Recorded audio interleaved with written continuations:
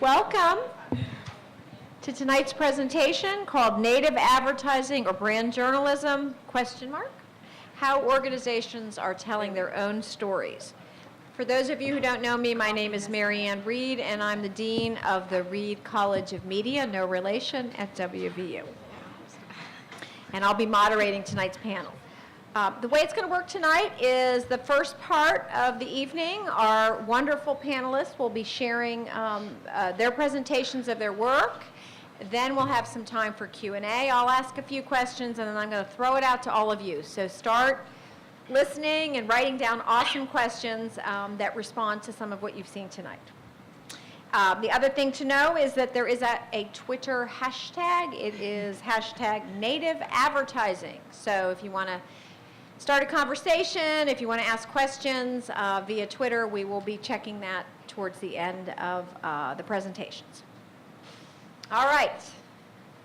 Providing content that educates, informs, and inspires. Producing powerful stories that evoke emotion and connect us to the larger human experience. Showing versus telling through descriptive writing, video, and other dynamic visuals. Creating content that is just so darn good it demands to be shared. Isn't that what journalists do? Yes, of course, but storytelling is no longer the purview of just journalists. Storytelling has become the latest strategy for companies and organizations that are trying to engage with and influence audiences across media platforms. Content marketing, native advertising, or brand journalism, whatever you call it, and there are a lot of names for it, brand storytelling has become big business for the strategic communications industry. Advertisers are spending literally billions of dollars a year, not just by pushing products, but by pulling people towards their brands. At a time when news organizations are downsizing, companies like GE, Verizon, Purina, Coca-Cola are expanding their brand newsrooms, hiring dozens of writers, multimedia content producers, and social media experts. But now publishers are getting in on the act too, hoping to offset the loss of traditional advertising revenue by being home to and the source of branded content.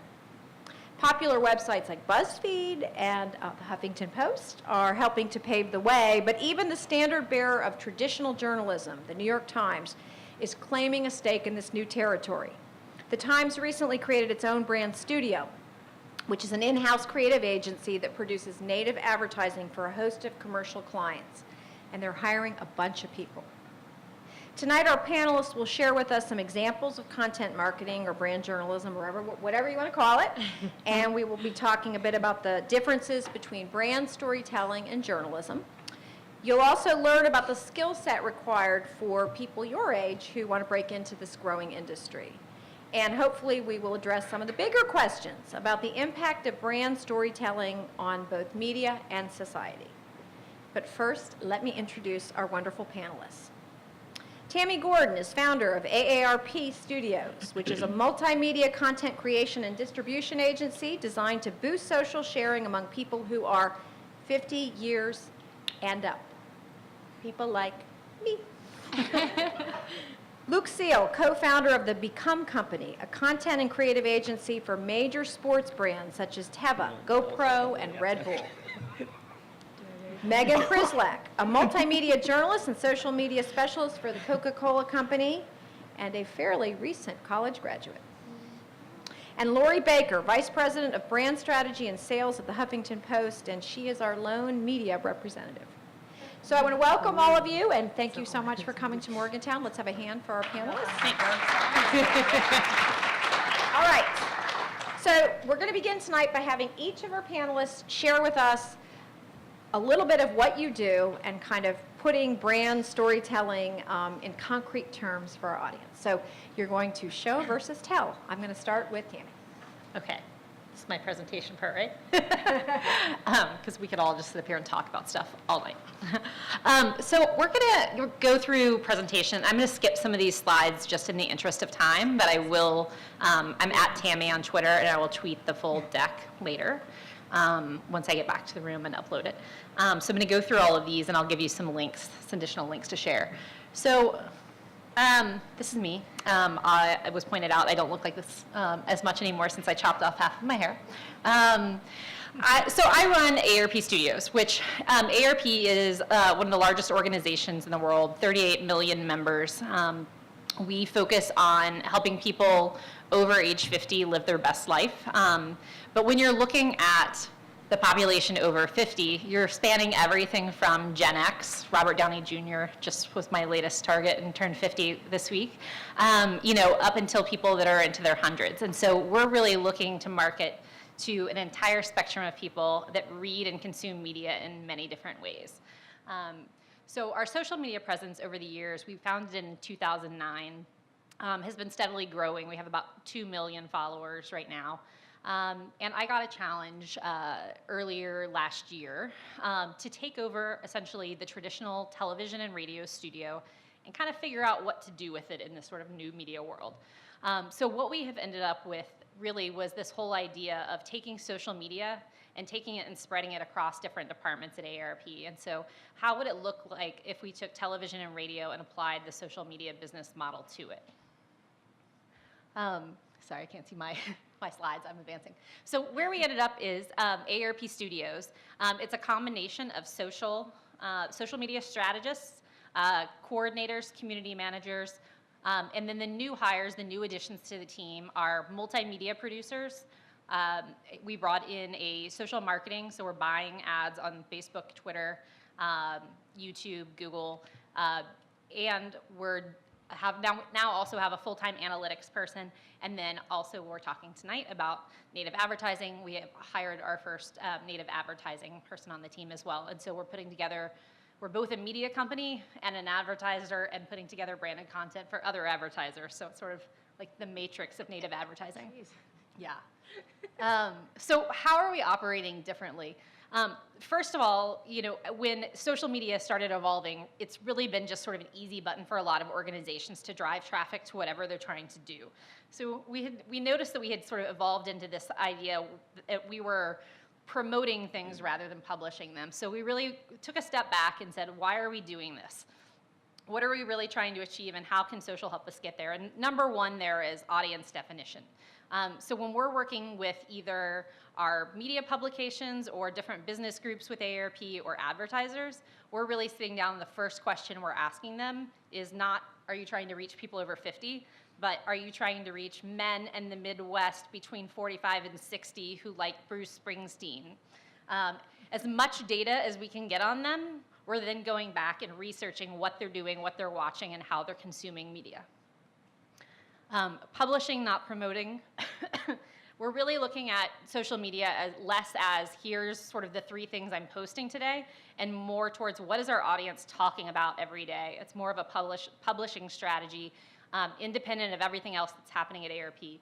Is that breaking news? Is that an internet meme? Or is that something that's really hot for the organization that day? Focusing on business goals versus social. So obviously social media, things like impressions and engagement certainly matter, and it's not that we're not checking those. We've just really, especially with the addition of our analytics lead on our team, have really been doing a much deeper dive on data and making sure that social data then feeds back into the larger databases of everybody at AARP, either members or people that are on our prospective lists, so that we can market better to them, so we can target our media buys with them. And then things like, it may not even be something that's driving back to a web conversion. It could be something like calls to a member of Congress on the Hill or a donation to our foundation. But whatever it is that we're doing or publishing on social has secondary goals attached to it that are being reported on in addition to how well it's doing on social. Show, don't tell. I think a lot of brands can be like this, where they have this like paternalistic sense, and AARP is not immune to that. So there are a lot of times where you should pay attention to this because it's important to you, or it's good for you. Excuse me, getting over a cold. South by Southwest. So it's been 3 weeks. It's just taking a while. So we're really trying to get the organization away from, I don't want a talking head from AARP that runs a department to come and do a video that says the 5 talking points they want to get across. I want to find a celebrity or an influencer and break that apart into 5 pieces of content that really tell a story and show people why it's important to them.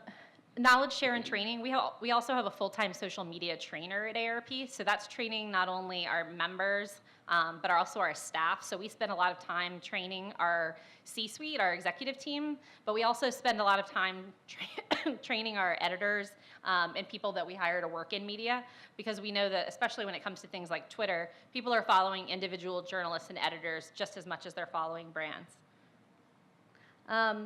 And so how is this going to work together? I'm going to skip this slide because this is really sort of like getting into the weeds, but it's really a flowchart of how we work within the organization and how the social strategists pair up with multimedia producers to work on content and deliver it for a business goal. So is it working? We've been live for, I guess we finished up in February of this year, so this is a little early, but just some sneak looks at what's really working. One is we really focus on birthdays and anniversaries because we know that's what people talk about in real time. So of course we knew when Dr. Dre was turning 50 that people were going to be sort of talking about that on Twitter, like, what? I can't believe he's 50. That's totally crazy. So we basically have an editorial calendar of birthdays that are coming up. We just did Robert Downey Jr. We just did Sarah Jessica Parker. A lot of times when we first started doing this, our membership team would be like, oh, well, we called and asked them and they don't want to accept a membership card or whatever. And I was like, I don't care if they want it or not. This isn't about them.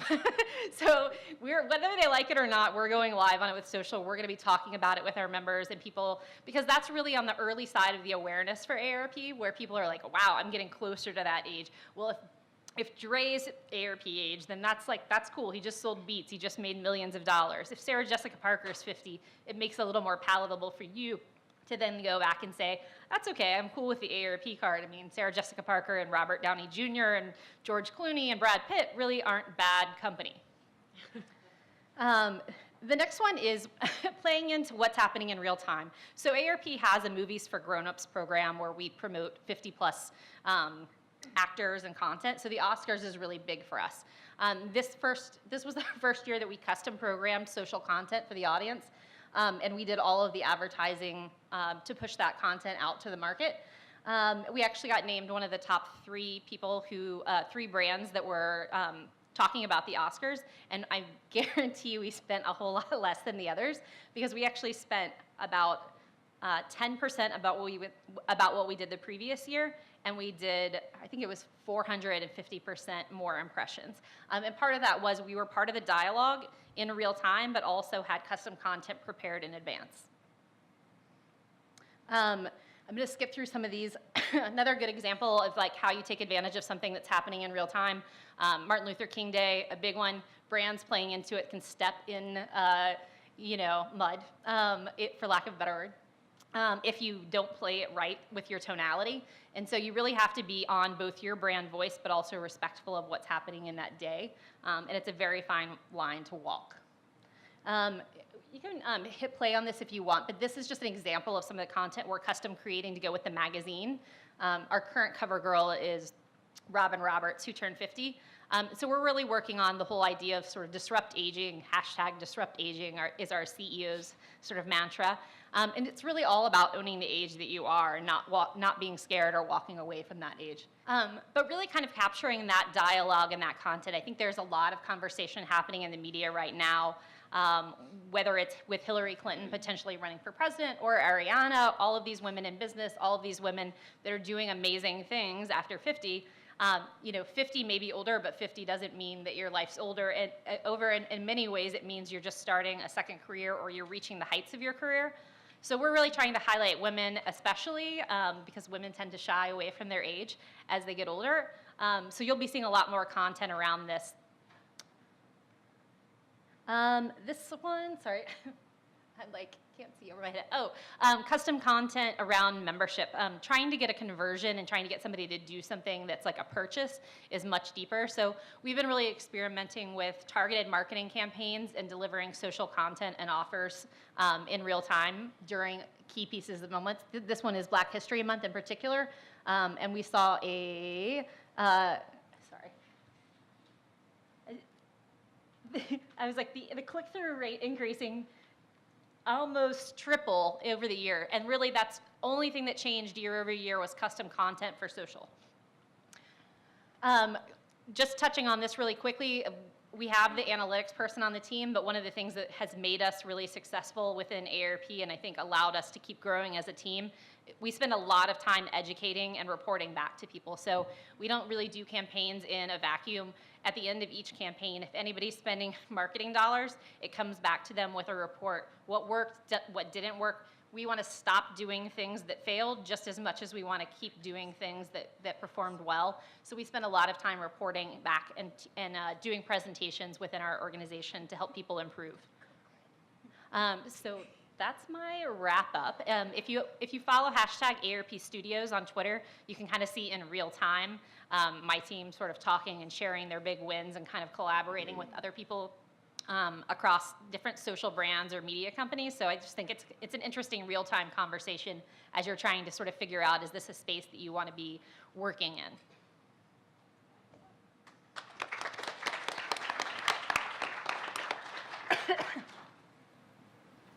Okay, I'm not much of a microphone person, so I apologize in advance. I'm also not a sitting still yeah. person. We're all rocking. If I talk like this, can you hear me? It'll be, oh, hold on. Yes.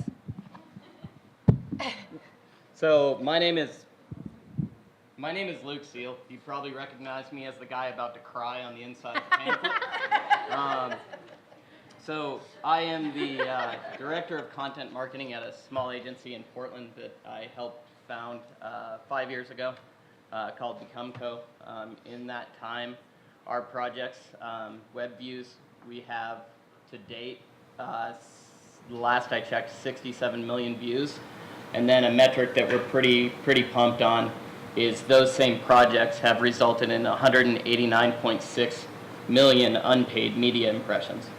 So what I do is I go to brands and I try to find a story and I look at it from an editor's standpoint. I don't look at it from a brand standpoint. I tell a story that people want to hear, because you as the consumer honestly don't give a shit about a brand, right? You care about either being educated or entertained. So that's what we do. Kind of what I'll do is I'll give you kind of a quick breakdown of my professional career to give you kind of a little bit of who I am. That way when we get to the Q&A portion, you know the questions to direct towards somebody else. So I graduated, and I was talking to someone earlier, I graduated with a dual degree in PR and advertising. So there you go. Hooty hoo. So with that, straight out of school, I went to work for a group of enthusiast magazines called the Action Sports Group that have a couple iconic titles within them: surfer, skateboarder, snowboarder, bike, powder. It was an awesome place to work because I was surrounded by passionate people that lived and breathed the industries that they were in. And I got to see the development of content on a daily basis, whether it be editorial content, advertising content, branded content, even though it wasn't really a thing. With Action Sports, I don't know if any of you come from it. The DVD, movie parts, these type of things have always been around. So branded content has always been part of it, because our place to play isn't in the public eye until we put it there. So it's always been a part of my career. So from there, I worked there for 3 years, and I went on, I got a job at Red Bull, and I worked both in the communications department and the athlete marketing department. I worked there for 5 years. Again, another place that was incredibly nourishing. I was surrounded by talented people that had resumes much greater than mine. But it was an atmosphere that you could throw anything on the table. And what I learned from there, and one thing that probably one of my main points that I'll make tonight, is ideas can come from anywhere. They can come from anybody in your organization. They can come from any experience you have. So the one thing that I would say is when you leave here, experience life. Go do things. Be a part of the world. Watch documentaries. Notice what you like. Notice what you don't like. Be very analytical and look at everything and understand why you like it or why you don't, because that's going to feed back into your career at some point. I promise you, if you sit in a dark room, you're never going to come up with more than one idea. After 5 years, I partnered with a longtime friend who's a creative director at an ad agency at the time, and we formed what is now Becomco, our company. And so, like I said, we work with brands to tell their story. It's not our story. We just come in and talk to them and get to realize what are the interesting parts of their company that the public would actually give a shit about. Let's figure out who their current audience is, and let's figure out who their current audience could be. So we'll probably just do our reel now, just to give you an idea of some of our work. This is a couple years old. We started as pretty much just sports. It's where we both came from. We've now expanded. A lot of those themes transcend the sports, because what we focus on is the lifestyle behind the sport, not the bigger, higher, faster, farther part of sport. So we started to take those themes and put them into different realms, and now we have a client that's a vehicle manufacturer, a motorcycle manufacturer. We have guitar string company. We work with a lot of incredible brands that we just bring to life those pieces of information that when you're looking at kind of the old school advertising way, you don't put that into the limelight because you don't have the space to tell that story. So this would be our reel from about 2 years ago.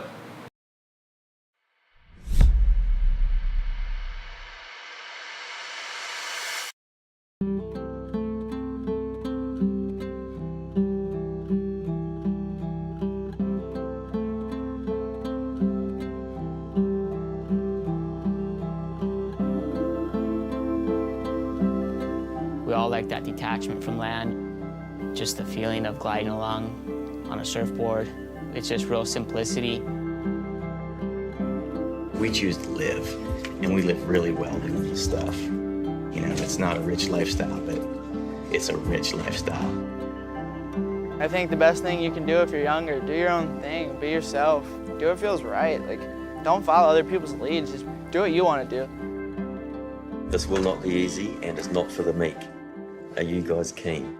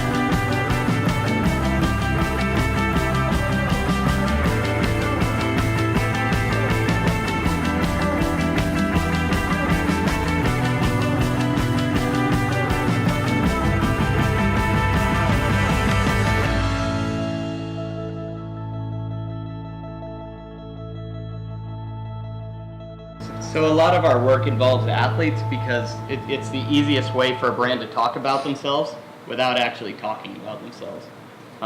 It's a spokesperson that's not viewed as a spokesperson. And we've done the same thing with, musicians and things of that sort. I would say, the best thing that you can walk away from, at least what I know of what I do, is find out what you're good at. Find out the stories that you're good at telling and stick to that. And be very critical and be very open to criticism of what you do. I know there are stories I shouldn't be the one telling. We've said no to business even in our first year when we actually really needed it. But the thing about all of this content that we're creating is it's on the internet forever. And it's a lot harder to gain credibility than it is to lose it. You can lose it and you'll never get it back. So what we've done is we've stuck to what we've known, and we've been very open. When we do an edit or put it out there, we make sure that we talk to people and take all of their criticism, all of their critique of what we've done, and put that into the second round of edit. So that way what we're putting out actually has other people's opinion in there, not just ours. And if you watch any of our clips, I realized I didn't really, I should put up some of our individual work.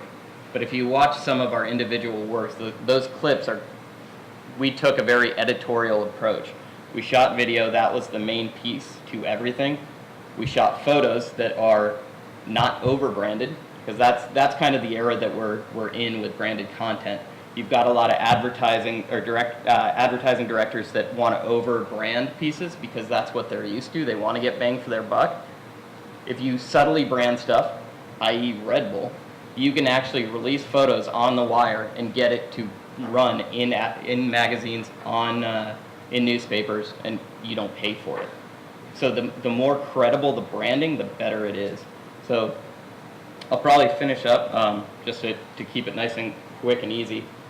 This is a piece we shot 2 weeks ago specifically for this. Unfortunately, another job took over, so I wasn't able to do the second round of the edit. But this is an artist, Adam Haynes, that I happen to grow up with. Adam is an illustrator out of Oregon that, I don't know if you guys remember when Nike came into action sports, the first 2 years of ads that they put out were all of Adam's work. But my takeaway and what I do and why I do it is because it's what I enjoy doing. There are pieces of this business that I don't enjoy doing, and I don't do it. And I'm lucky enough to have brands that hire me for what I do enjoy doing. So with Adam, he chose the same route. He worked for Adidas in Portland. Didn't really like designing in the tunnel that was working for one individual brand and went out on his own. And if you think creating content on a freelance basis is hard, try doing art. And it's one of those stories that when you leave here, when you graduate, when you try to find a job, pick something that you want to do. If you're going to invest your time into it, you might as well enjoy it. So this would be the second clip, and then that's pretty much all I got.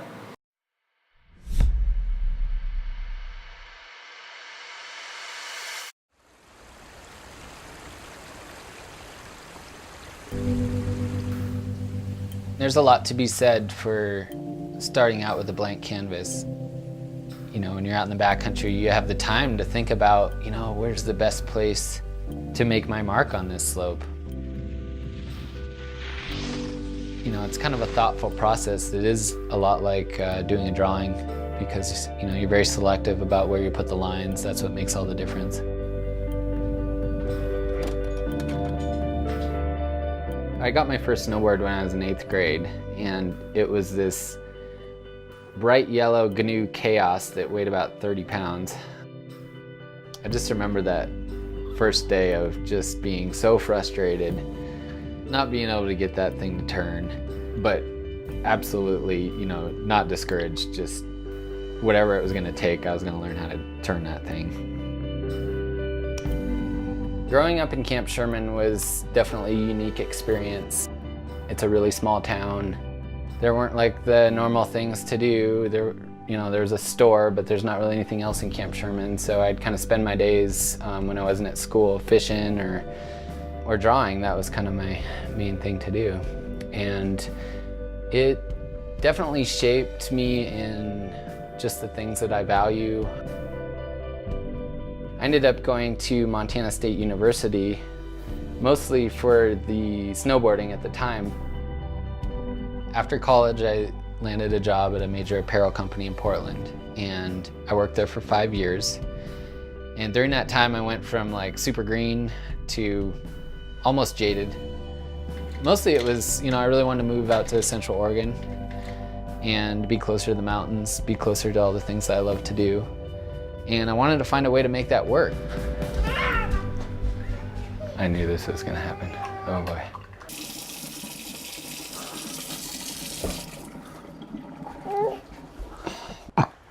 There we go. Taking that risk of going out on my own, I definitely had a lot of second thoughts. It was probably the first 3 years, you know, I was just always really stressed about where that next job was gonna come from. You know, draining my bank account, lots of all-nighters. Yeah, it was not easy, but it was well worth it. You know, I'd probably make a lot more money if I lived in the city and worked for a company, but I get to work on just an incredible array of different projects. And that's an experience that, I wouldn't trade for anything.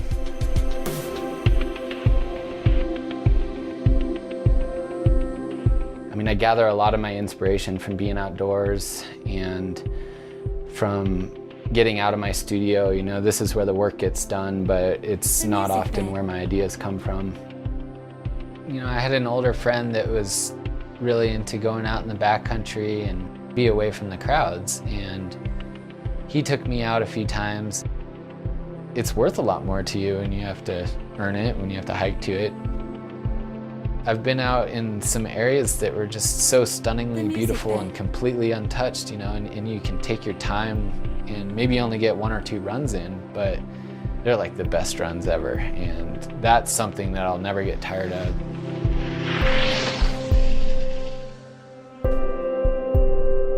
The 3 things that I'm always trying to balance are work, playtime, and family. I feel like if you're able to challenge yourself with your job and do things that are fulfilling, but also have, a rich life, get to go out and travel and, and have a great family, that's a really wealthy person, I guess.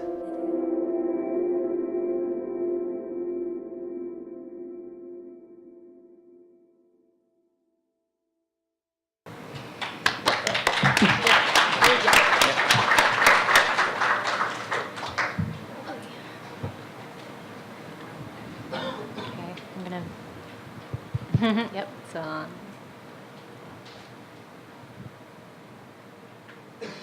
Okay, hi everyone. I'm Megan Prislack. I work at Coca-Cola, and my title, I like to include that I am a multimedia journalist.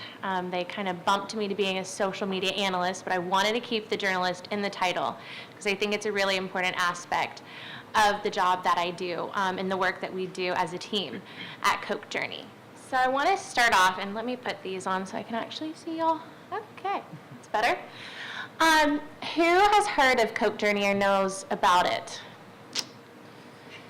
Yeah, a lot of you. Okay, cool, good. Well, I'm glad I'm here then. So Coke Journey is our social media content hub. So we have a website, and I want to make this differentiation at the get-go. So this is for the Coca-Cola company, not Coca-Cola the brand that you drink. So this is for all 300 plus brands, our whole entire company. That's what we're talking about. So when I talk about numbers for our social media, yeah, Coca-Cola, the brand has 2.7 million followers. I have about 350,000, so we're getting there. But I just want to set that apart at the front. Okay. So, do I need to point this at something? Right, there you go. Okay. All right. So what does a corporate website look like? I was a senior in college 2 years ago. So that's me. Here's a senior. I'm going to be a news reporter at the time. That was my thought process. And I was asked this because Coca-Cola came to my campus and was looking for someone to be a journalist for their team. And they told me that I'd be working with a corporate website. In my head, I thought that wasn't credible. I'm like, I want to be a journalist. I want to tell these hard-hitting news fact-based stories. What in the world am I going to tell about a soft drink? So my reaction, why are you asking me this? And it's boring. Corporate websites, they're boring. And I wasn't too far from the truth because this is what it used to look like. So I was a little right. But it has come a long way. So what does Coca-Cola Journey look like? So this is our corporate website today, and it's been looking and acting as Coca-Cola Journey for about 2 years now. So our whole shtick is that we are taking our corporate website and we're transforming it into a content hub. So we're telling all the stories about our company, and we're giving it to you in real time, and we're taking you behind the scenes of all of our activations, what we're doing around the world, all of our sustainability goals, so forth and so on. So it's a really fun and fascinating place to work. And here is a little video. Here's our sizzle reel, which will tell you our whole entire story from where we started and where we are now. Everyone has a story. At Coca-Cola, we'd like to think we're part of those stories from time to time. In the late 1980s, we began a journey to tell ours. Stories of everyday life, stories of overcoming the odds, of triumph, of adversity, of happiness. Now we're rebooting the conversation in the digital age. This is Journey, the Coca-Cola Company's digital storytelling platform. A once static corporate website turned global media and content hub. It's where we engage with our consumers in real time, where we pull back the curtains to unbottle our stories and share a snapshot into yours. Coca-Cola Journey gives us a voice to celebrate where we've been and where we're going. It's a unique place where we strive to inform, inspire, and provoke through a balance of branded content and unbranded stories that reflect our passion points. Journey's content is fueled by reader insights and powered through social media. We're expanding our conversation, creating local Journey sites in markets around the world. Through our storytelling and visuals, we surprise and delight our audience and provide moments of happiness each and every day. All it says is, this is our story, join us, Coke Journey, tell us yours. So you can do that by following at Coca-Cola Co. using hashtag Coke Journey. Okay. And I run the Twitter account, so that's why I'm putting my little plug in there. I will read your notifications, and I might respond to you. So, in the end, content is kind of a big deal, and it really is. So for us, we have our in-house team there's 6 of us who run everything from analytics to coming and speaking and evangelizing to creating the content, working on our social media sites and really getting the message out there. Of course, we have agency support and we have our freelance writers, but it all comes back to content wins. Content is king. There's a lot of things we can say. But it's about great storytelling, and that's really what we strive for on our platform. So my editor-in-chief is constantly looking at ways that we can tell our story and then ways that we can tell stories that are unbranded, but that fit with what our consumers are looking for. So as you saw in the video, 59% of our consumers are millennials. So we do look for topics that millennials are interested in. So we've gone to see that millennials are actually really interested in seeing what companies are doing to give back. So what are they doing to be more sustainable? What are they doing other than just trying to force a product on us? And that's what we're trying to do is unbottle these stories. So that would be our blog, where we really try to make and create news. So a few examples is when Surge came back, we were the ones to announce that, followed by like a second later BuzzFeed was there, but we did break it. And so telling that story, and we knew ahead of time, and it's a way that we can be the first to send that tweet and be like, you might have heard about this, and yep, it's true, Surge is back. And before, you wouldn't do that. You would create this whole campaign around it and try to be in markets and launch, but now it's just telling a story and putting it out there and kind of letting the media run with it as they please. So, let's see, what is that one? Trending. Okay.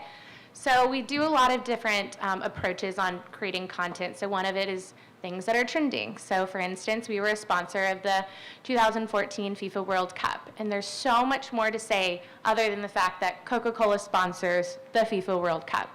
We were part of building the anthem for the World Cup. So we did a behind the scenes of the singer for that. We did the trophy tour and where you can find it and where the activations are around that. So there's so much more to tell, and that created a whole content package that we did throughout the summer. So our values, and one of the biggest ones that I personally love is our 5x20. And so it's part of our sustainability, women, water, well-being. And this talks about how we're building we're trying to set for 5 million entrepreneurs, women entrepreneurs around the world by 2020, by giving them the skills, the knowledge, any other resources that they need to become these wonderful entrepreneurs in their communities. So we're telling those stories in remote villages and rural countries and even in the US. And then of course, our brands. So this year is the 100th year of the Coke Contour bottle. And again, there's more to say than just it's our 100th birthday for the bottle. We're talking about why the bottle was such a big deal and why we're celebrating the shape of a bottle. It's a pretty interesting story, and there's a lot that goes into building out this campaign, and we're traveling around the world to tell it. And then amplifying stories. Of course, we do understand we are not a Huffington Post. You are not just going to organically be like, oh, Coca-Cola Journey, okay, what's going on today? Yeah, we got that. So we're trying to reach you. And that's a big part of our job, is using social to get that story to you on the platforms that you're using. So we're on Facebook, we're on Twitter, LinkedIn, Google+, and then we're launching an Instagram account. Are you on the Huffington Post? Do what? I said, are you on the Huffington Post? No. I do follow you on Facebook. Totally kidding. Okay, so that was me then, when I was Megan, who didn't really understand this whole thing, was really apprehensive about getting into the corporate world because I'm selling my soul to corporate and I want to be a journalist. But I still am a journalist and I work for corporate world, and it's awesome. The opportunities are amazing. So here's me now. I like to brag about my job because it is actually really cool. So I got to do a ride along with Ryan Newman, a professional race car driver, and then I blogged about it and told about our relationship with NASCAR. I didn't help actually restore this thing, but I did do a little mini doc on the restoration of this that went as a prize at our East Lake Championship, Coca-Cola Championship golf tournament. And there's me presenting on all of this with my mentor. And then me just being a typical millennial and taking pictures of every little thing and posting it on my social media networks. So really, in a nutshell, what Coca-Cola Journey is, we're the mouthpiece of the world's largest beverage company, and it's such an awesome place to be because we can create our stories and we can tell stories ahead of time, and we can really give an insight to the company that you're not getting.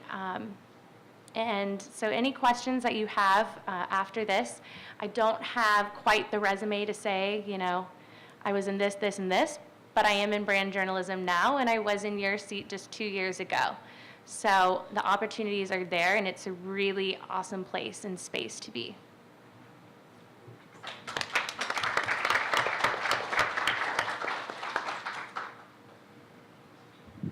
So first of all, I just on hello, hello, hello, hello.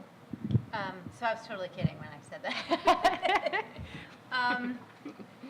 Okay, so I'm Lori Baker. I'll try to make this quick because I know you guys probably have a million questions. And I didn't realize that I was going to be like the only one. I don't know if it's the dark side or what side it is, being on the publisher side. But I'll talk to you from a totally different perspective, which is really the publishing side, and what our take really is on native publishing today. So first and foremost, just a step back as to who the Huffington Post is, we're going to be 10 years old in May this year. And when we came in to enter kind of digital publishing 10 years ago, we knew that as a digital native publication, without any print consumers to follow us over, we had to reinvest in publishing and really look at publishing in a different way. And we kind of look at our success based on these two guiding principles, which is really cultural relevance and having the technology that allows for real-time consumption and organic discovery of our content. And in 10 short years, you know, Huffington Post became the first digital-only native publisher to win a Pulitzer Prize. We are now in 11 countries, reaching 214 million cross-screen global uniques on a monthly basis. We publish over 1,700 pieces of content every single day. and have over 80,000 bloggers contributing on our platform. What's unique about Huffington Post in the native advertising and branded content space, I actually started in print and went to Yahoo to learn digital, and then when I got to the Huffington Post, I realized that the fact that we have an open blogging platform, to me, means that our consumers are open and willing and available to hear from anybody and everybody. Ariana launched Huffington Post to really provide a voice for the voiceless. And so what I have done is really try to take that same philosophy and challenge brands to think like people and to humanize their brands through storytelling versus just typical banner ads and or anything else. And then the other piece that's really important and unique to Huffington Post, and it's funny because Jonah Peretti, the founder of BuzzFeed, actually came from Huffington Post. So we actually use the same technology. But we built a proprietary CMS, a publishing platform, basically. And when we built our CMS 10 years ago, it was at the same time that Facebook and Twitter and LinkedIn and all these social networks were coming up. Our engineers and their engineers all went to school together. And it was literally, they would hang out doing code at the bar, and they would be like, well, we've got social networks with no content. And we're like, well, we've got great content but no social network. So what can we do together? So we knew right away that our technology team sits in the middle of our editorial team. So when our editors want to tell stories, and every single person here has talked about storytelling is not just text-based, we have to be better visual storytellers, and we have to use every kind of, whether it's text, whether it's images, whether it's video, sight, sound, and motion to tell stories. And as typical traditional editors and writers, you're in your publishing platform and you're writing some text, but you don't really know how to tell visual stories. So our CMS built the tools that allow our editors to, whether it's video-based, mobile first, image-based, we integrate Google Analytics right into our CMS. So when we're creating a piece of content, we can look to see in real time what are the top trending search terms on that article, so we can apply those search terms to our content. We can look at LinkedIn influencers and find out what's happening from, who the influencers are in LinkedIn and link them into our content. So there's a mass amount of technology that goes into us being able to win in social. In 2014, Huffington Post was named the #1 most viral publisher on Facebook. And it's really hard today to keep up with that because of their algorithms, which is a whole other conversation that we can talk for about 2 hours on if that's right or wrong or what that looks like. But I think as a publisher, as a brand or a journalist, being culturally relevant and understanding distribution and the technology that gets you consumed are hugely, hugely important. So that is why we followed this trend, actually kind of started this trend of native advertising. Our very first partner was IBM 5 years ago. We launched a series of blogs with IBM all around cloud security and data technology and small business and Watson and all this other great stuff. And that was before native advertising was even a thing. And I remember when we started talking to IBM and knew that they had such great stories to tell, we were like, I don't even know how to price this. What do we do with this? And we were like, all right, well, you guys write a great blog and we'll put it on our homepage for a day, and I don't know, you can pay us, I don't know, $20,000 or something like that. We estimated how many impressions, and we tried to That's where I am right now. Yeah. I'm like, people will be like, what's that cost? I'm like, I don't know. Yeah. $30,000. Exactly. So we literally were like, all right, well, I can tell you how many page views you'll get, and if we could treat it like an impression, it's premium because it's on the home page, and then maybe we'll put it on the technology page for a couple days. So that was literally us kind of figuring out how to price it and what advertising was all about. So we've actually been doing this for about 5 years, and And 2 years ago, we decided to actually officially launch an entire partner studio on the business side of Huffington Post. So before the T Studio at New York Times, of which Melanie Denzel, who actually wrote the Orange is the New Black piece, came from my partner studio.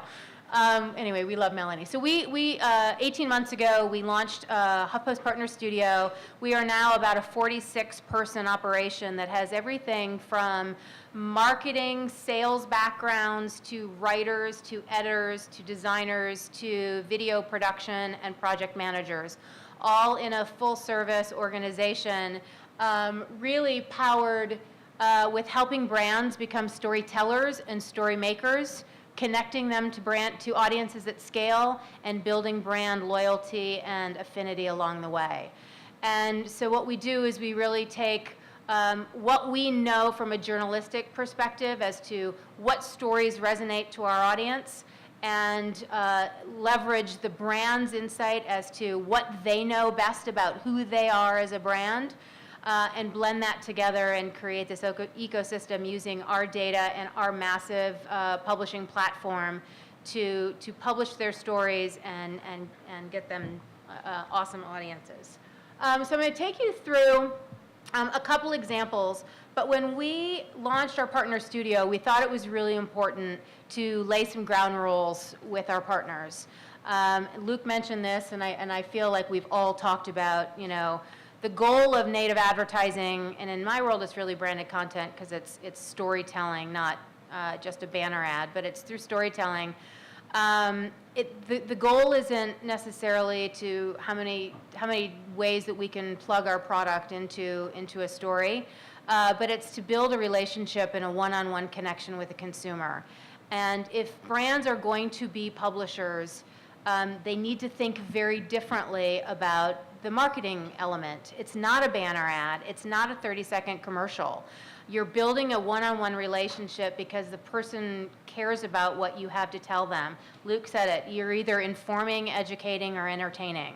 And you have to really kind of put on a different hat when you sit in the journalistic kind of side, storytelling side of marketing.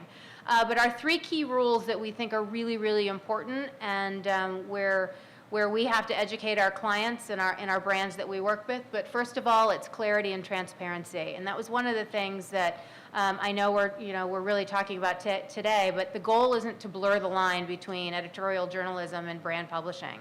It's not at all. If you're going to build a relationship, you have to be very transparent that this piece of content is coming from you, the brand. That's what you don't want to run from that. And so the way that we built it at Huffington Post is we are all for transparency. Every single thing, piece of content that we co-create with a brand says it's presented by IBM, and the first paragraph and intro into any piece of content will always say, we took this journey together with IBM or Coca-Cola, and our goal is to uncover XYZ, and here's this great piece of content presented. And at the end of the article, we're more than happy to put any kind of branded elements or links to other assets that the brand may want to provide deeper information about either a product or the brand itself. But the core piece of the story is a quality, compelling piece of content that our users are going to enjoy and share and be entertained by. And then the last piece is connected. It's super, super important that you as a marketer or a brand understand and know the platform that you're publishing on. Coke isn't going to create a same piece of content that's going to be published on BuzzFeed as they would that's going to be published on the New York Times. And so what's really interesting is the ownership of native ads right now is at the brand, but from an agency perspective, it kind of sits in the media buying world, but I don't think that's where it's going to end up. We're working more and more with creative agencies. We're working more and more brand direct. And even like with Luke's shop, these are the storytelling agencies that we want to work with. And the challenge today is that media buyers have all the money, but we're gonna see a big shift in the industry as it really nets out who's kind of owning the storytelling and the budgets within brands and agencies. So it's kind of a really interesting time. So here's one example. I'm just going to give a couple quick examples and then I'm done. One, this is with City Women. So within Citibank, there's an organization called City Women, and it's all around empowering women. This was such a simple native piece. We did this piece that we co-created with them, which is the top 25 countries to be a woman. And in the 3 days that we promoted it, it had 2.5 million page views, 32,000 social actions, and 24,000 Facebook likes. So this just goes to show you a lot of the partners that we work with are reactive to an RFP process, which we're trying to get out of, and a lot of those RFPs end up, with anywhere from like 3 to, 10 pieces of native content. In my world, it's really hard to connect with, with a consumer over a long period of time with just a couple random pieces of content here or there.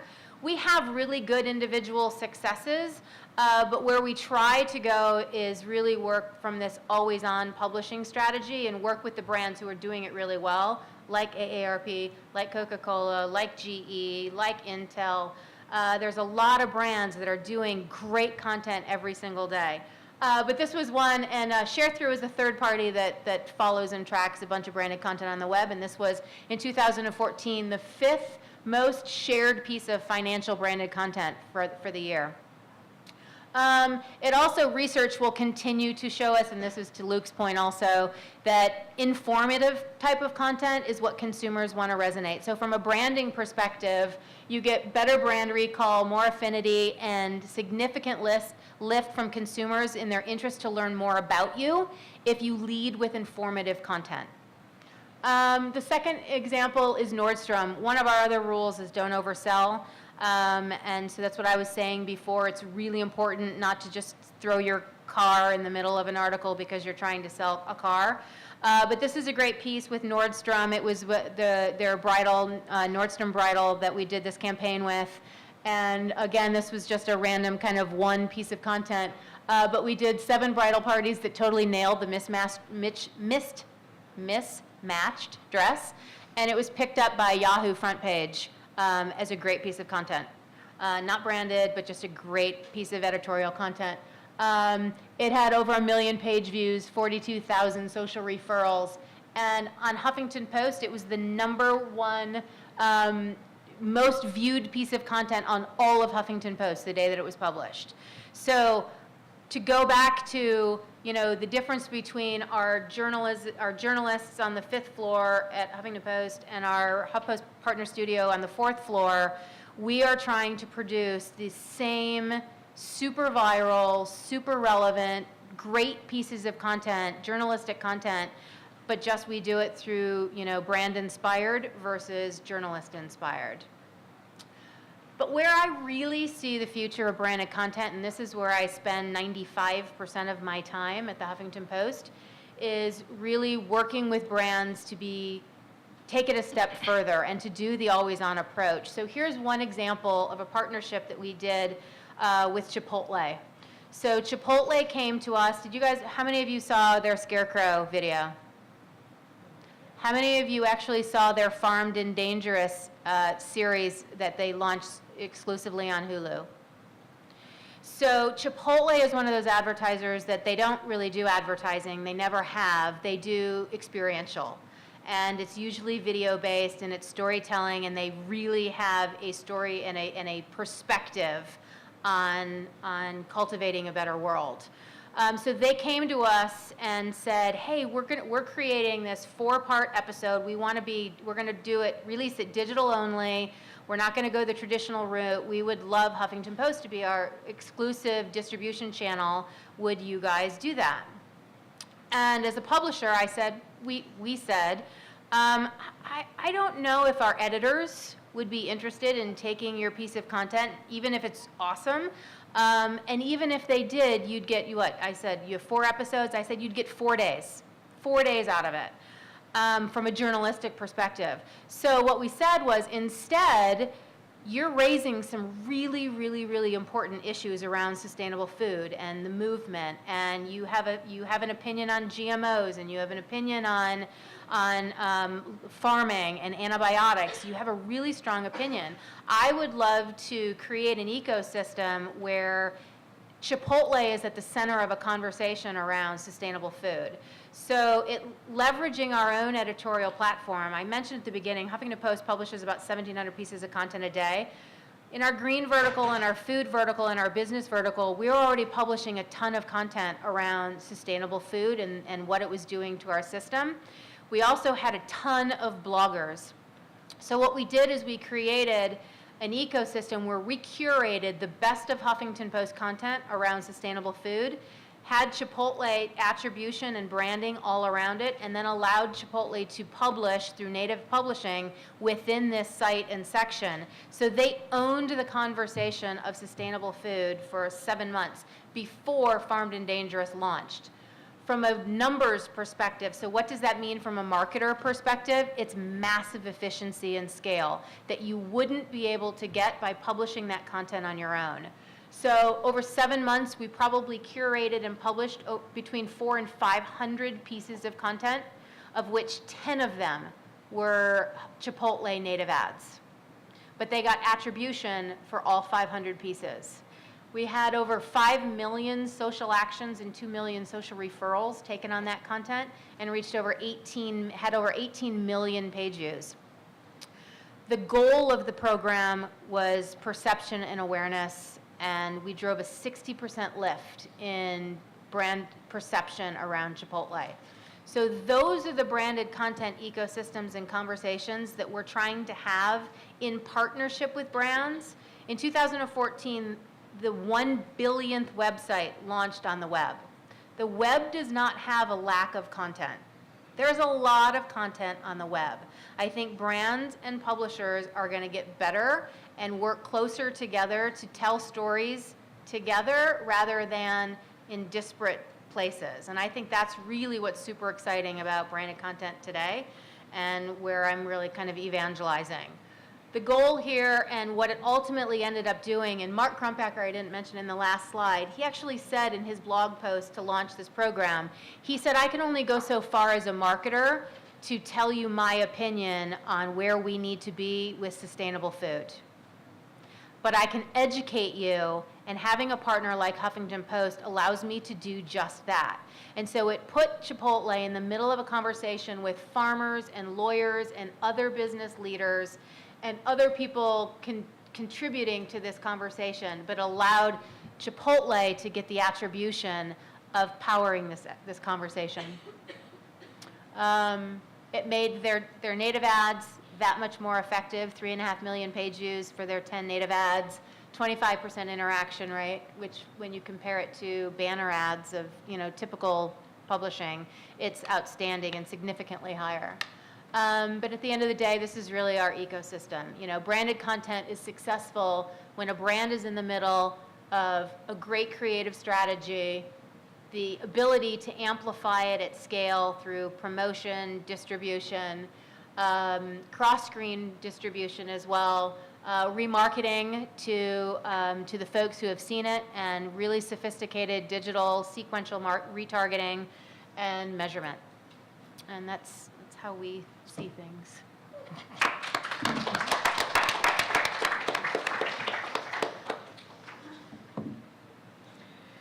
Okay, so I'm not going to ask too many questions because I think our audience is going to have will have some pretty smart questions. But I'm going to ask a question as a former journalist, actually a current journalist. So, and let me ask, how many journalism students or faculty do we have in here? Are we all Stratcom? We got a couple. Okay, so this is for their benefit, but also for the students in strategic communications, and that is, you all got to that to some degree in your presentations, but can you, and I throw this out to anybody in the group, any or all, can you really summarize why is this journalism, why is this not journalism?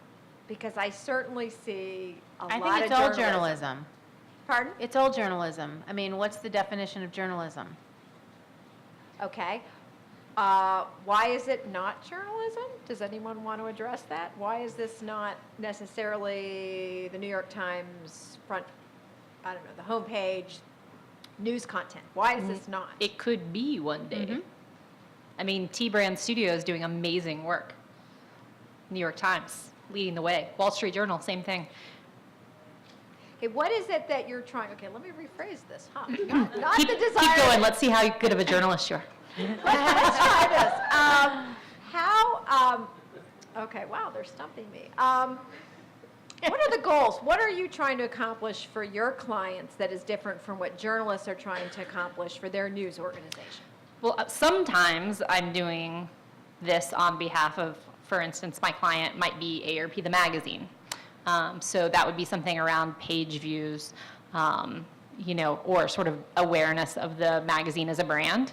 But a lot of times it's about a very specific business goal. So that may be something as down the funnel, a marketing funnel as a sale, or it may be something like a click through and somebody filling out an email to a member of Congress on an important issue. Each of the things that we're publishing and doing, either in-house native or native with an out-of-house advertiser, all have I guess it's like a secondary goal in beyond the social and sort of click-throughs of what we're trying to get to. So we're really testing and trying to target that and get better at it each time we do it. Okay, let's hear from a corporate Yeah, representative. and I see the difference that you're you're getting at, where there's hard-hitting journalism and then there's the lifestyle pieces and more so journalism in that aspect. But the fundamentals of a story, no matter what aspect of a journalistic type story you're telling, is, it has to be fact-based. It has to be real, transparent. In the end, whether you're a news organization or you're a corporation, you're trying to get people to come to your site. You're trying to get people to watch your story, read your story, share it, like it, etc. So while, a story from Coca-Cola isn't necessarily going to be hard-hitting, it's not the whole if it bleeds, it leads idea that a lot of local news stations are.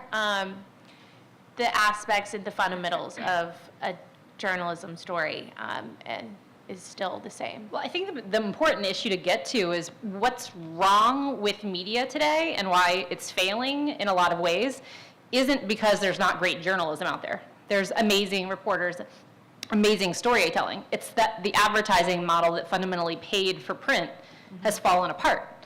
So you need people like T-Brand Studios and what all of the people at this table are doing to try to figure out what is the model that sustains journalism of the future. And part of that is advertising. And what advertising looks like may be different. So we were talking at dinner that, at Huffington Post, branded content is probably about 25% of our advertising, 25 to 30% of our revenue today, with a goal of 50% by the end of the year. So when you look at, what's happening in media with the rise of programmatic and the automation of typical ad banner buying and selling, supply and demand, the more inventory that goes into programmatic, the smaller and lower the CPM. So publishers are not going to be able to stay in business as media shifts. And so they know that the only way that they can stay in business is through premium advertising. And in the digital landscape, premium advertising is native. Luke, what are you selling to your clients? What is the ROI that you're selling?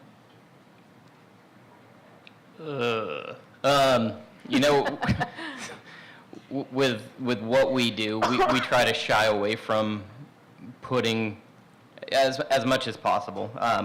We try to make sure that when we come in, our content that we create is a longer form discussion, an open two-way street with their consumer or prospective consumers. So yeah, we have to hit those metrics like impression numbers and page views and that stuff. But the scary thing about that is, and this isn't always true, a lot of the best content will live forever and get just as many, well, a little bit degradation of page views over the course of time, but people will continue to go back if it's timeless. So what we try to create is timeless piece that the brand can have out in the world and not feel like at some point they have to take it down because it became embarrassing. So it depends on the client. It's what the brand looks at as a success. What we try to stray away from is, in a month, let's see where these page views are at. Because there are a lot of tricks that you can do to get a crap load of page views or You can buy page views. yeah. So, And as somebody who's, I think, both doing branded advertising and buying branded advertising, I've noticed that, like, whenever I'm looking at proposals from media companies around branded advertising, marketing is built in because you're getting a certain amount of guaranteed impressions. And that's really important as an advertiser. I mean, that's built into it. yeah, I mean, I think going back to it, when we talk about, brand creative journalism and actual journalism, what kind of historically has been journalism, I think the scariest part of this time is at least there was a standard to print journalism and news, that if branded content starts going the way of advertising, who knows what you're reading is true, or if it's quality. There's really no checks and balances. I can take the easy way out. I can get a crap load of views and tell a story that isn't true. That there are a lot of brands that if you look back when they started playing in this field, it was from an advertising or marketing side that didn't understand the journalism standards. And those things came back, in some cases, came back to bite them. The story came out that whatever they put out wasn't true, or it didn't play out exactly like they did. I think we're at an interesting time that all this is growing. It's a good outlet for those of us that have gone the way of a media source, but it's also, it's a moving target right now on whether, those brands take the high road or not. I have lots of questions, but we don't have a lot of time, so I want to throw it out to our audience and ask you to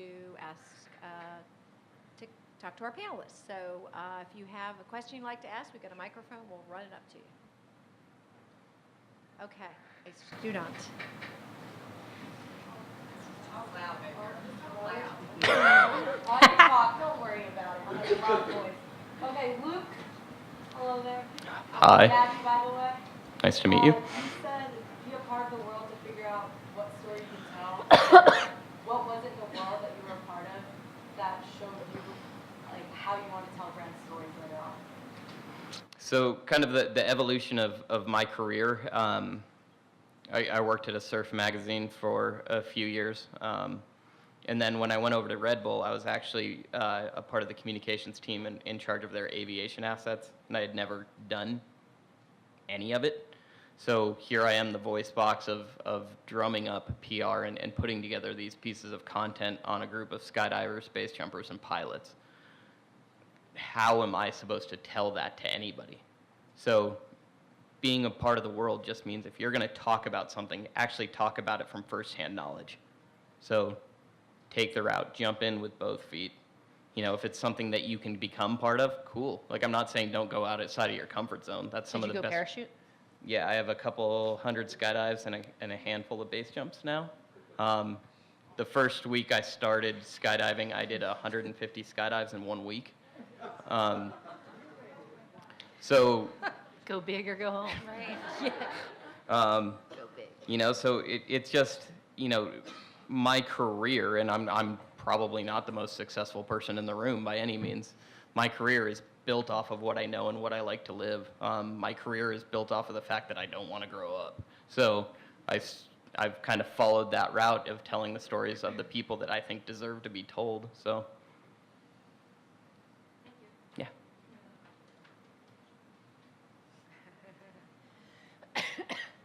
And then there's one up here too. Yeah. This is also for Luke. Sorry, it's kind of weird with the microphone.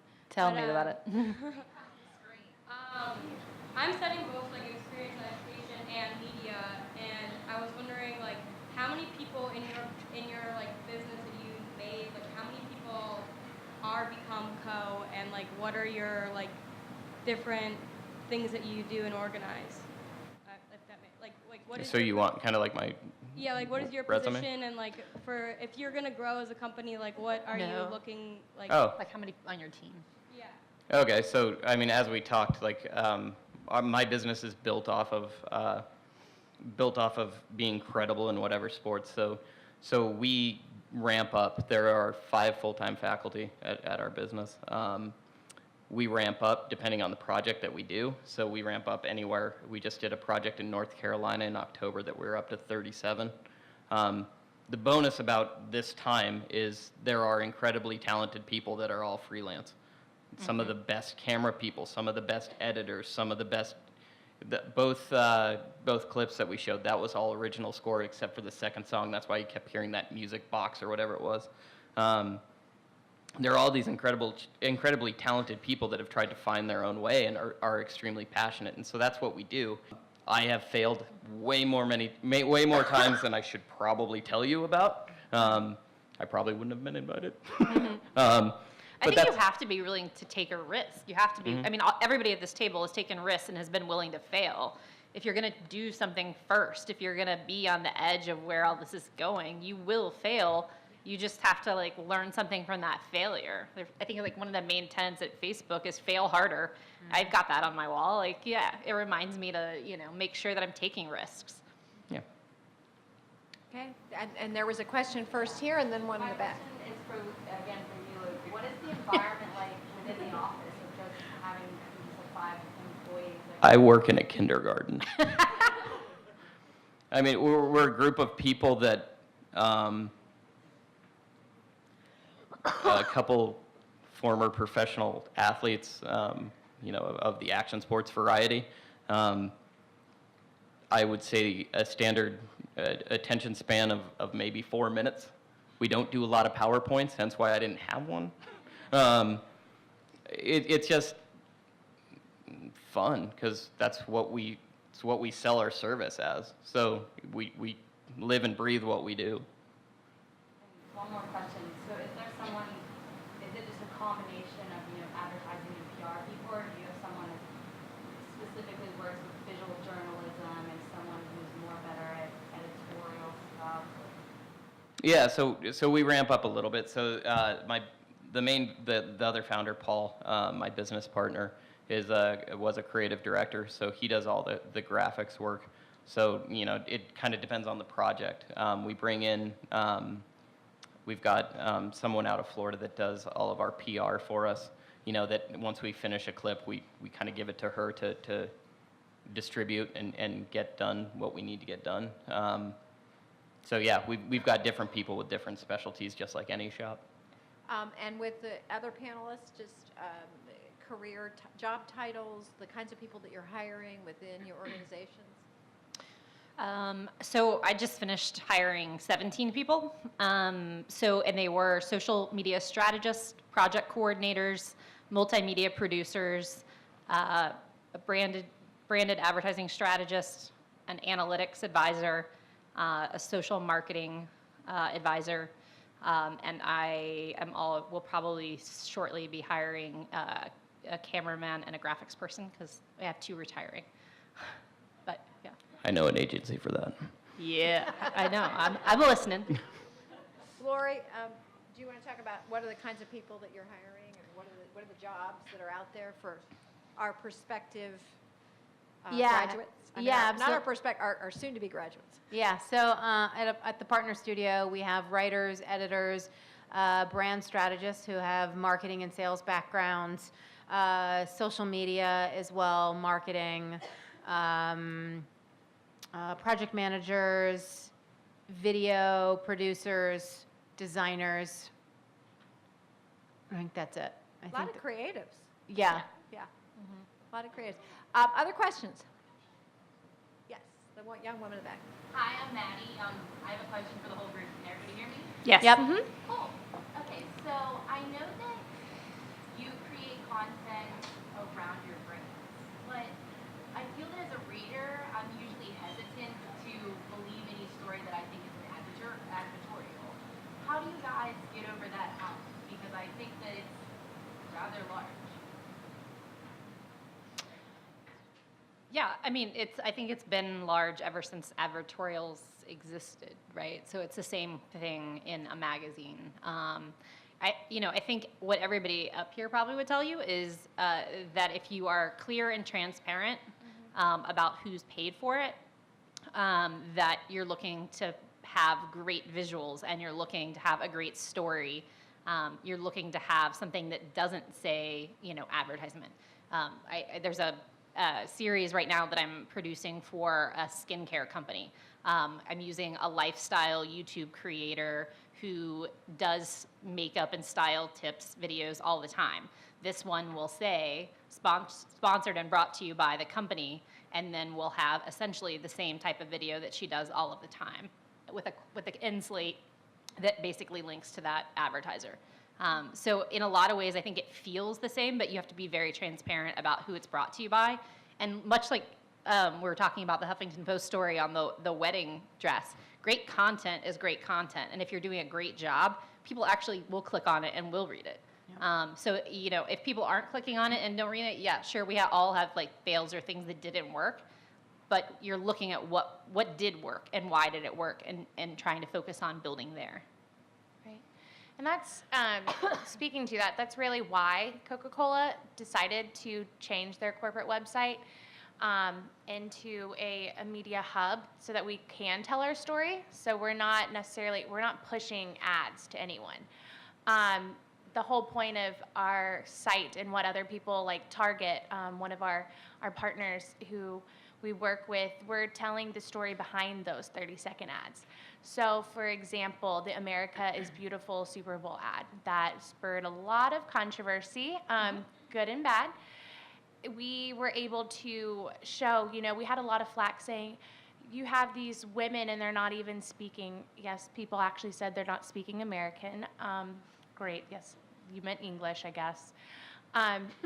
But so we went behind the story and say, look, these are U.S. citizens, and here they are talking to you, and here's a short bio on each of them and a one-on-one with them, and here's the story of why we chose these women. They weren't paid models to be in our ad.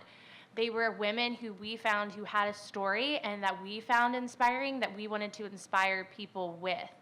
So what we've found is that by being transparent and authentic and all those words that we keep repeating, that we can tell these real journalism stories, and it's not about the ads anymore. It's about having that one-on-one connection and showing the human side to a company, to a brand, because it's there. And for me, honestly, speaking as a recent graduate, and telling you guys, I was a little hesitant about the corporate world, but there's so much more to these corporations that I think it's just a really cool time for them to unveil and celebrate those aspects. Like, oh, you're cleaning up a river? Well, why aren't you telling us these things? I think before it's like, oh, millennials just want to know the cool stuff. Well, that is cool to us. Like, we want to know that you're doing really awesome stuff that's helping other people. So it's just a really, I think they're getting it now, and that's why it is journalism.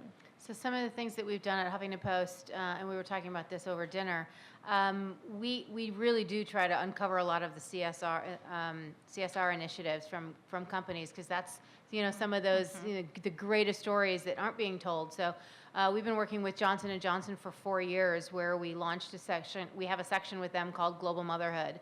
And it's a platform for their 200 nonprofits to actually tell their own stories. And so to us, and to Johnson & Johnson, that's a native story for Johnson & Johnson. And it doesn't mention a product. It's nothing other than these organizations talking about these fantastic things that they're doing around the world to make, maternal and infant health, better.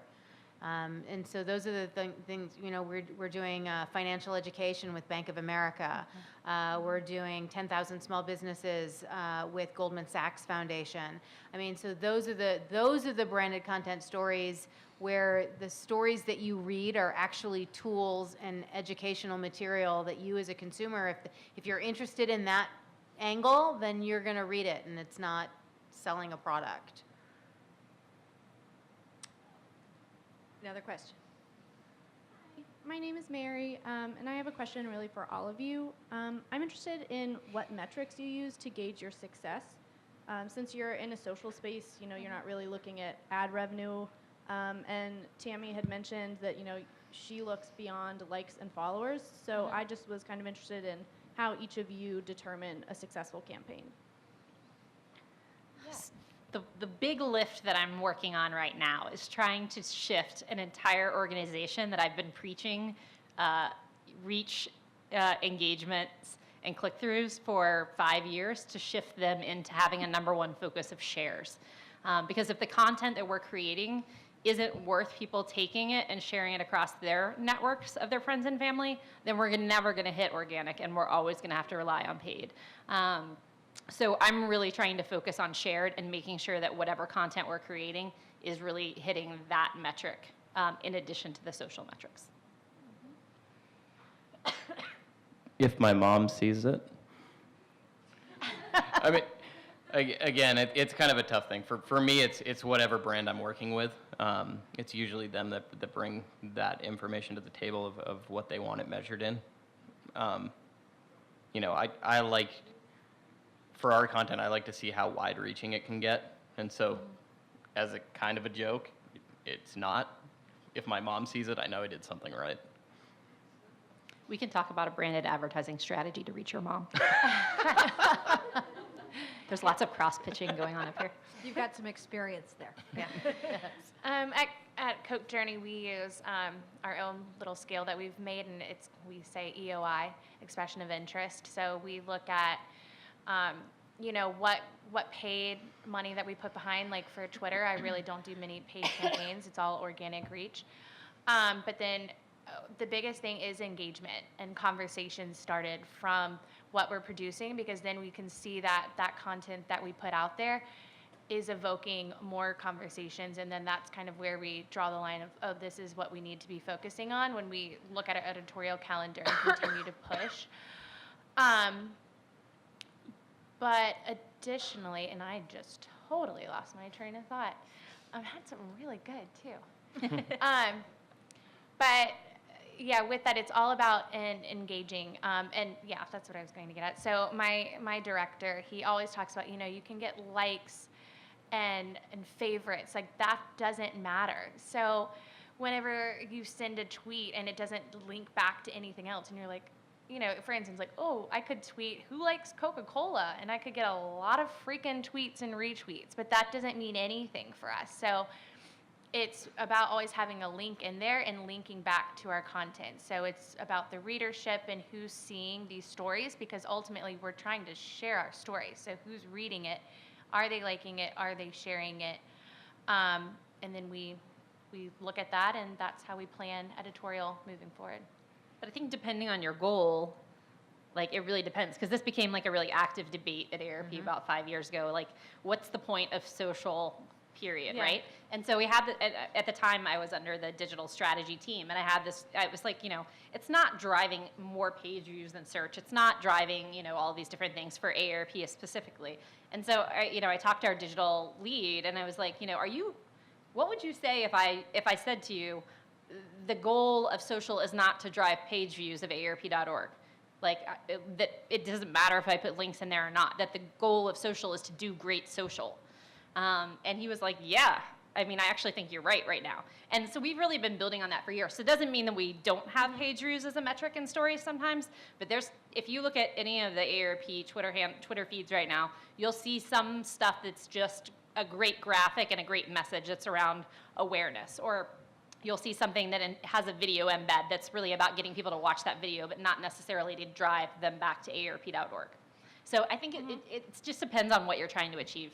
Right. Yeah. And so for us, that's more of like what Coca-Cola brand would do, whereas like corporation, we're all trying to do. So, but that's always good too, to have that rapport with your brands, and then they can take on certain points for you as well.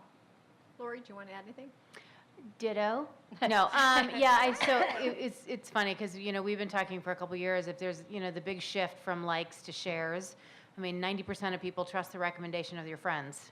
So we as brands are trying to get your friends to share our content, because if your friends share it, you're more likely to read it, regardless of, you know, who penned it or where it came from. And I agree. I mean, we were talking about it a little earlier. You know, through media budgets, anyone can buy page views. You know, but if you buy a page view and nobody does anything with the content, that's not a success. So we have to start looking at branded content through the eyes of a journalism, you know, as a journalist. So, you know, for us, it's, you know, engagement, comments, shares. We actually even look at the referrals back in to kind of look at the social lift. And then we benchmark it. We bench our branded content against the relevant verticals at Huffington Post. So at least we can say, you know, and we try to lump them together. So we always try to educate our clients. It's not about each individual piece of content. Because you never know in a news cycle what's happening on the day that you publish. So you have to kind of get out of the mentality of every single piece and how did this, oh, well, that was terrible. I'm not going to do anything with you again. That one piece was terrible. Well, no, you know, so it's collectively looking at, you know, the amount of people and the engagement and, you know, creating benchmarks based on, you know, social engagement or interaction, et cetera. Okay, we probably have time for one more question from the audience. Are there any more questions? Okay, so oh, wow. Okay, so student first, okay. Because you're also successful right now, what would be the one advice that you could give back to yourself when you were our age? That might be a great way to end this, by the way. That's a good one. I would say don't wait for opportunities to come to you. I have written my last 4 job descriptions and created the last 3 teams I worked on. And, you know, I think especially now with all of the social tools and blogs that exist, when I'm looking to hire people, I'm Googling your name, I'm looking at your social footprint, I'm seeing what your library of work is, and I expect you to have one when you graduate. I'm so glad there wasn't Instagram and Twitter. Like, Me too. Honestly, like you're coming out of school, we've been there, you know, like, so when you apply to jobs, apply to as many jobs as you can. You'll get better at, you know, sitting down and talking about yourself the more you do it. Along with that, be very honest, you know, about where you're at. You know, we get a lot of people, not even people that want to work for us, but work with us, that I own a Red camera. Yeah. Awesome. Like there are certain things that come to the table that, you know, that they think qualify them, and they're not there yet. So understand where you are, apply for jobs that you fit. And, you know, I applied for a lot of crap, and I applied for companies over and over and over and over for jobs that I shouldn't have been applying for. And I ended up not working for those companies. So, you know, be honest with where you're at in your career. We all started at the bottom. I did a full 1.5 years without getting paid at an internship to learn how to get a job. And then I moved from that internship all the way up to the mailroom of the same place. So, you know. Yeah, I did the same. 2 years of unpaid internships working on congressional offices, and then started working unpaid on a political campaign, which led to several years of traveling the country working on political campaigns, which led to PR, which led to this. I mean, you just have no idea what the path is that's going to unfold. But yeah, have that end in sight, have where you want to be in sight, and work towards that, and understand that it is a work towards it.